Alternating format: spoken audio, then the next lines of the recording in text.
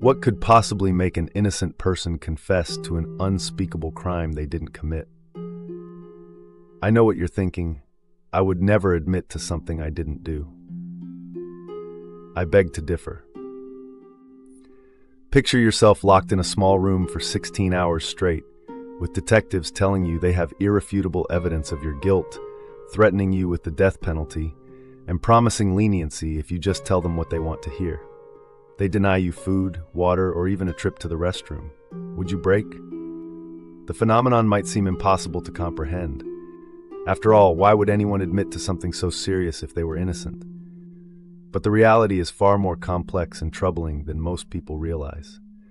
The numbers alone should make us pause. According to the Innocence Project, approximately 25% of DNA exoneration cases involved false confessions. That's 1 in 4 innocent people who confessed to crimes they didn't commit before being later exonerated by DNA evidence. More alarming still, in cases of murder convictions later overturned by DNA evidence, a staggering 61% involved false confessions. Studies of exonerees reveal that people who falsely confessed were interrogated for up to 16 hours on average before admitting to crimes they didn't commit. Research has consistently shown that the reliability of confessions is greatly reduced after prolonged interrogation, yet this practice continues. And the sad truth is, this time period is a calculated tactic. False confessions don't happen randomly. They occur through a methodical process that exploits human psychology. Experts identify 3 main pathways that lead to false confessions: misclassification, coercion, and contamination. The process often begins with misclassification, when investigators decide someone is guilty despite limited evidence. Once police believe they have their suspect, they shift from information gathering to obtaining a confession. This creates a guilt presumptive process, often referred to as tunnel vision, where investigators interpret all responses as further evidence of guilt. Coercion comes next. Modern interrogation tactics, particularly the widely used Reid technique, employ psychological manipulation rather than physical force. In isolation, suspects face relentless questioning as interrogators systematically break down their defenses. They use techniques like minimization, downplaying the seriousness of the crime, and maximization, exaggerating evidence and potential punishment. One common phrase often repeated in many interrogations is, "Maybe you did something and didn't remember." It's a powerful minimization tactic that drastically reduces the moral objection of the person being interrogated. The third factor, contamination, occurs when interrogators, intentionally or unintentionally, feed suspects details about the crime that only the perpetrator would know. Later, when the suspect confesses with these details, it appears convincing to juries who don't realize the information came from the police, not the suspect's memory. Withholding crucial details is the only way to guarantee a legitimate confession, and once that pool is tainted, it is too late. Not everyone is equally susceptible to false confessions. Research shows that certain demographics are at heightened risk. Juveniles are particularly vulnerable. Their brains are still developing, especially areas responsible for decision-making and understanding long-term consequences. People with intellectual disabilities or mental health issues may not fully comprehend the gravity of the situation or their rights. Individuals under extreme stress, sleep deprivation, or substance withdrawal are more likely to give in to pressure. People with high levels of compliance and suggestibility traits are more susceptible to authoritative pressure, such as military veterans who are used to following orders. Sleep deprivation alone can have profound effects on decision-making. After extended periods without sleep, the brain's ability to resist suggestion decreases dramatically, while the desire to escape the immediate situation increases. The brain also fails to put an emotional event into the proper perspective and cannot adequately make a sound judgment. Perhaps no case better illustrates the dynamics of false confessions than that of the Central Park Five. In 1989, 5 Black and Latino teenagers, Corey Wise, Yusef Salaam, Raymond Santana, Kevin Richardson, and Antron McCrae, were convicted of the brutal rape and assault of a female jogger in New York's Central Park. All 5 confessed during intense interrogations lasting between 14 and 30 hours.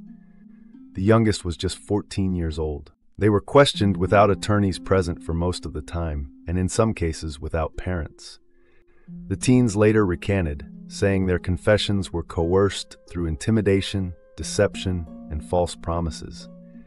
Despite glaring inconsistencies in their confessions and the absence of physical evidence connecting them to the crime, all 5 were convicted and sentenced to prison terms of 5 to 15 years. It wasn't until 2002 that serial rapist Matias Reyes confessed to committing the crime alone, with DNA evidence confirming his guilt. After serving between 6 and 13 years each, the 5 men were exonerated. New York City eventually settled a civil rights lawsuit with them for $41 million. Christopher Tapp's case provides another stark example of the devastating impact of false confessions. In 1996, 18-year-old Angie Dodge was raped and murdered in her Idaho Falls apartment. Police focused on 20-year-old Tapp, a friend of Dodge, despite DNA evidence at the scene not matching him. Over the course of multiple interrogations totaling approximately 60 hours, detectives subjected Tapp to psychological coercion, including threats of the death penalty and promises of leniency. They employed deceptive tactics, including failed polygraph tests that they falsely claimed he had failed. Throughout the interrogations, police fed Tapp non-public details about the crime, which later appeared in his confession. Despite the absence of physical evidence connecting him to the murder, Tapp was convicted in 1998 based primarily on his confession and sentenced to life in prison. He maintained his innocence, but it took 20 years before he was released in 2017, with his murder conviction finally vacated in 2019. Advanced DNA technology eventually identified the real perpetrator, Brian Lee Drips, who lived across the street from the victim. Drips confessed to acting alone in the crime.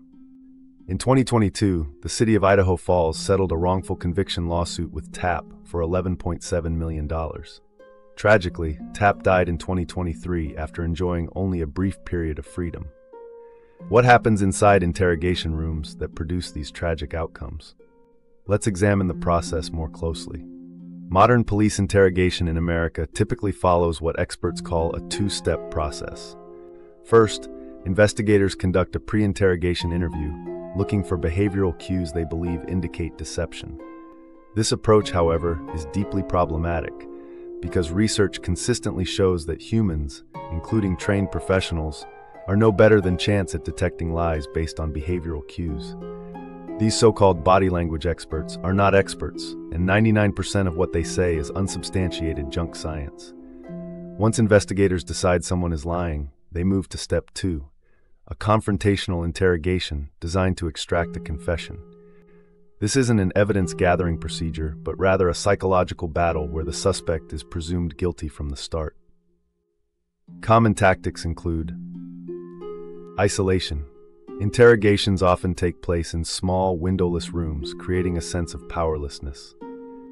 Presentation of false evidence. Police legally can and often do lie about evidence they claim to have, such as fingerprints, DNA, or witness statements. Minimization and maximization. Offering moral justifications to make confessions seem like the best option while simultaneously exaggerating the consequences of not confessing. The false choice. Presenting 2 scenarios of guilt. Did you plan this, or was it a mistake? Making the suspect choose between admitting guilt or appearing more culpable. Implied promises of leniency, suggesting that confession will lead to better treatment by the justice system. Exhaustion. Prolonged interrogations wear down resistance through mental fatigue and sleep deprivation. These techniques create a perfect storm of psychological pressure where innocent people can begin to see confession as their only way out of an unbearable situation. But here's the rub. When false confession cases go to trial, juries almost always convict. This happens for several reasons. First, a confession is seen as the gold standard of evidence. Most people simply cannot fathom why someone would confess to a serious crime they didn't commit. This belief is so strong that juries often disregard contradictory physical evidence or inconsistencies in the confession. Second, contaminated confessions can be remarkably convincing. When suspects repeat crime scene details fed to them by interrogators, their statements appear authentic and knowledgeable.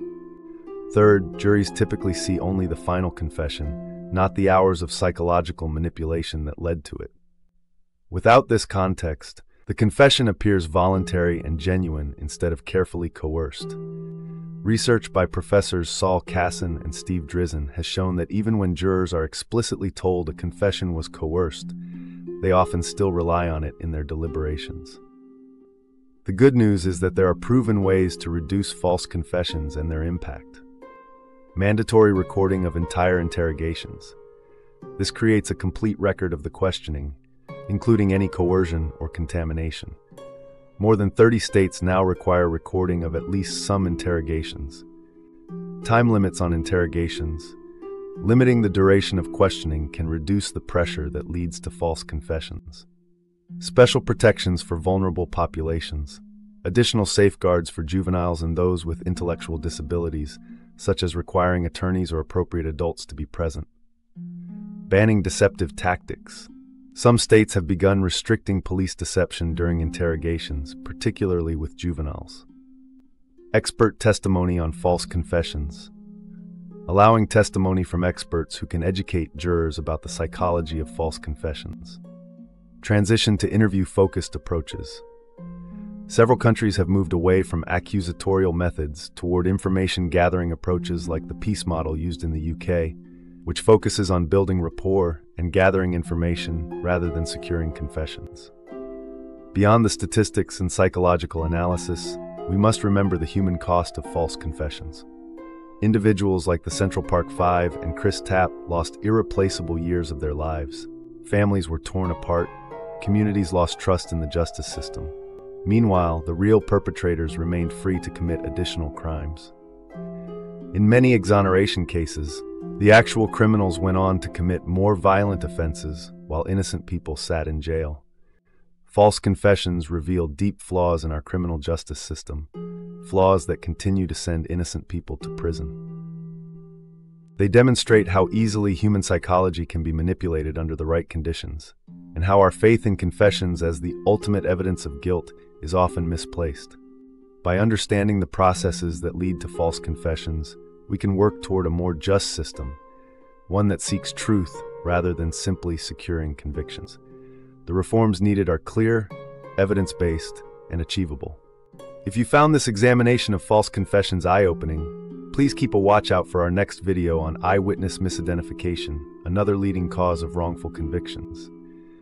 The more we understand these issues, the better equipped we are to advocate for meaningful change in our justice system. Thank you for watching. Until next time, remember that true justice depends not just on holding someone accountable, but on ensuring it's the right person.